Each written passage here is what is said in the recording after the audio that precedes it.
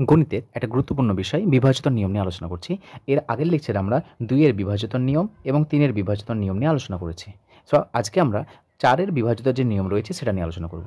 So দেখো, বিভাজিত নিয়ম আমরা আগেও বলেছি যে বিভাজ্যতা কেন প্রয়োজন আমাদের, বিভাজিতার প্রয়োগ কোথায়। সো আমরা বিভিন্ন রকম এখানে কয়েকটা এক্সাম্পল নিয়েছি যে মৌলিক উৎপাদক নির্ণয় করার সময় আমাদের বিভাজিত নিয়ম লাগে, লসাগু নির্ণয় করার সময় লাগে, গসাগু নির্ণয় করার সময় লাগে, ভাগ পদ্ধতি বলো বা ভাগ নির্ণয় করার সময় লাগে, বড় সংখ্যাগুলি কাটাকাটি করি সেখানে লাগে, কোনো সংখ্যা মৌলিক হবে না যৌগিক হবে সেগুলো নির্ণয় করার জন্য আমাদেরকে এই যে বিভাজ্যতার নিয়ম রয়েছে সেগুলো লাগে।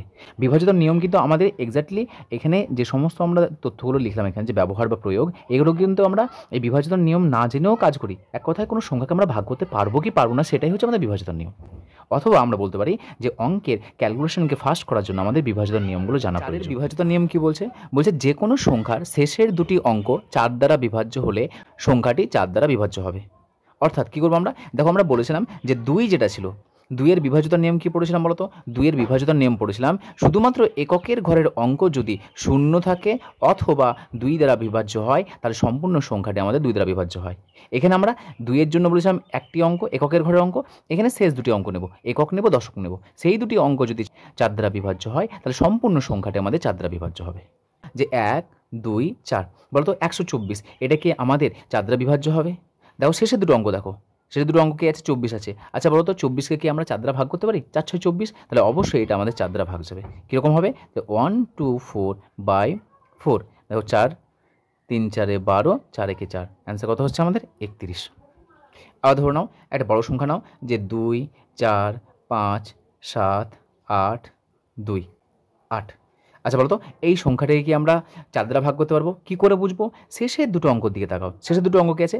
টোটাল অঙ্ক দেখবো না আমরা, শুধুমাত্র শেষের অঙ্ক দুটি দেখবো। দেখতে পাচ্ছি এখানে 28 আছে। আচ্ছা বলো তো 28, এটা কি আমাদের 4 দ্বারা ভাগ যায়? যদি 28 4 দ্বারা ভাগ করতে পারো তাহলে সম্পূর্ণ সংখ্যাটি আমাদের 4 দ্বারা ভাগ যাবে। তাহলে দেখো 28কে আমরা 4 দ্বারা ভাগ করতে পারি, তাহলে সম্পূর্ণ সংখ্যাটি আমাদের কী হবে? 4 দ্বারা ভাগ যাবে।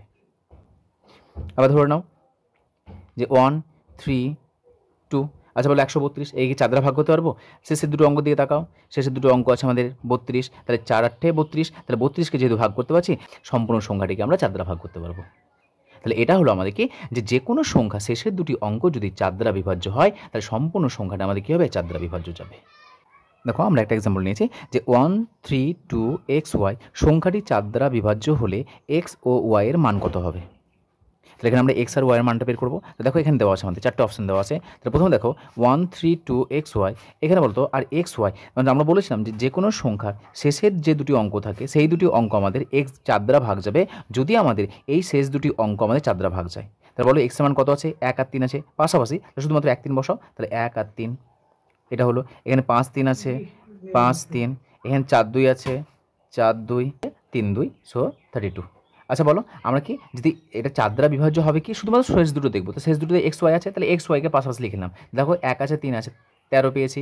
এখানে আছে আমাদের 5 3 53 লিখলাম, 4 2 লিখলাম 42 এবং 3 2 32 লিখলাম। তা শুধুমাত্র এই শেষ দুটো অঙ্ককে আমরা চেক করবো। তা শেষ দুটি অঙ্ক যদি আমাদের কি হয়? 4 দ্বারা বিভাজ্য হয়, তা সেই সংখ্যাটি হবে আমাদের অ্যান্সার।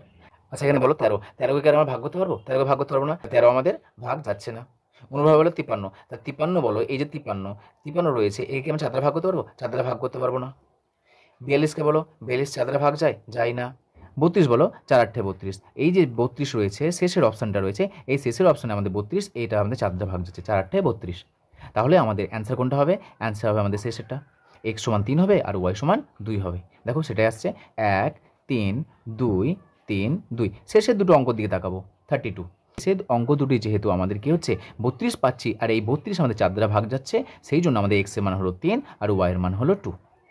তাহলে যে কোনো সংখ্যা আমাদের 4 দ্বারা ভাগ যাবে কি যাবে না সেটা শুধুমাত্র দেখব যে সেই সংখ্যাটি শেষের দুটি অঙ্ক অর্থাৎ একক এবং দশক, এই যে শেষ দুটি অঙ্ক থাকবে সেই দুটি অঙ্ক যদি 4 দ্বারা ভাগ যায় তাহলে সম্পূর্ণ সংখ্যাটি আমাদের 4 দ্বারা ভাগ যাবে। প্রবলেম দেখো যে 413*6 সংখ্যাটি 4 দ্বারা বিভাজ্য হলে স্টার এর মান হবে। তাহলে এই যে টোটাল সংখ্যা দেওয়া আছে, এই টোটাল সংখ্যাটি বলছে আমাদের স্টার এই পজিশনে A B C D 4টে অপশন দেওয়া আছে, এই 4টে অপশনের মধ্যে আমাদের স্টারের মানটা কত হবে? তাহলে বলতো আমাদের যদি 4 দ্বারা বিভাজ্য বলেছে তাহলে 1 3 4 1 3 স্টার 6, এই শেষের দুটি অঙ্ক নিয়ে নাও। তো শেষের দুটি অঙ্ক কে আছে? স্টার রয়েছে, 6 রয়েছে। আচ্ছা বলো তো এখানে কোনটা বসাবো? এখানে আমাদের দেখো স্টার 2 রয়েছে, তা 2 বসালে আসছে 26, 3 বসালে আসছে 36, 6 বসালে আসছে 66 এবং 0 বসালে আসছে 0 6। আচ্ছা বলো, এই যে কয়েকটা সংখ্যা, এই সংখ্যার মধ্যে কোনটা আমাদের 4 দ্বারা বিভাজ্য যাচ্ছে? 26 যাচ্ছে না, 36 যাচ্ছে, 66 যাচ্ছে না, 06 যাচ্ছে না। তার আমাদের অ্যান্সার কত হবে? 36। তার স্টারের মান কত হবে? 3 হবে। লেখেন আমাদের স্টার সমান 3। সো এইভাবে আমরা 4-এর বিভাজ্যতার নিয়মকে প্রয়োগ করে যে কোনো সংখ্যা যদি 4 দ্বারা বিভাজ্য বলে, তাহলে এই ধরনের কোশ্চেন যদি থাকে, তাহলে এই ধরনের কোশ্চেনগুলো আমরা এইভাবে অ্যান্সার করব। সো আজকে লেকচারে আমরা 4-এর বিভাজ্যতার নিয়ম শিখলাম। পরবর্তী লেকচারে আমরা 5-এর বিভাজ্যতার নিয়ম এবং অন্য যে সংখ্যাগুলি আছে তার বিভাজ্যতার নিয়ম নিয়ে আলোচনা করব।